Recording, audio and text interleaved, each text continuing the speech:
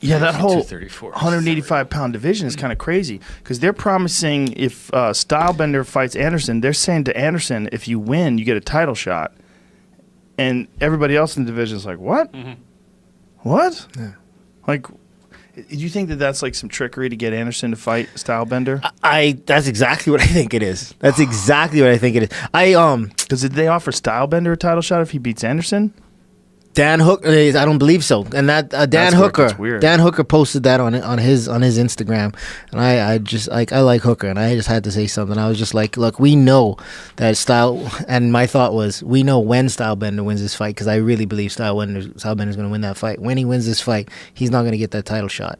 And for me, as a former fighter and knowing who Anderson is and what he's done for the sport and for the UFC, I'm just like, I feel like that's so. It's disrespectful, if you ask me. That's my opinion. It's an opinion. It's mine, and I stand by it.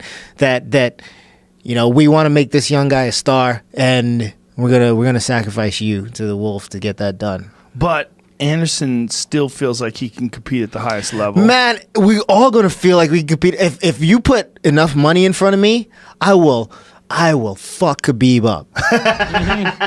Right? Right? You put something in front of me that I really want. Right. Like, that's the thing. He give you a goal.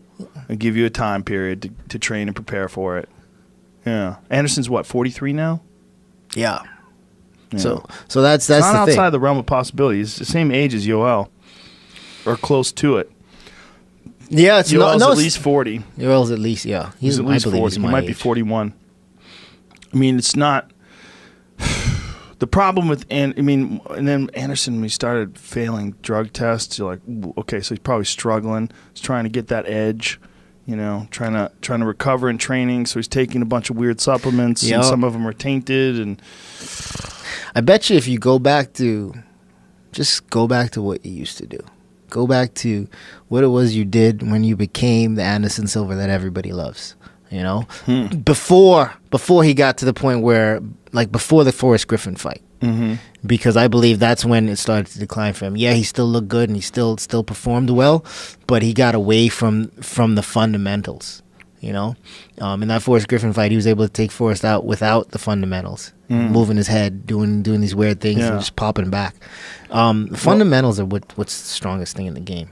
For sure. That fundamental, the Forrest Griffin fight's an interesting example, too, though, because Forrest had been KO'd twice in training for that fight. Like, he had no business being in there. Yeah. And he just couldn't take a shot.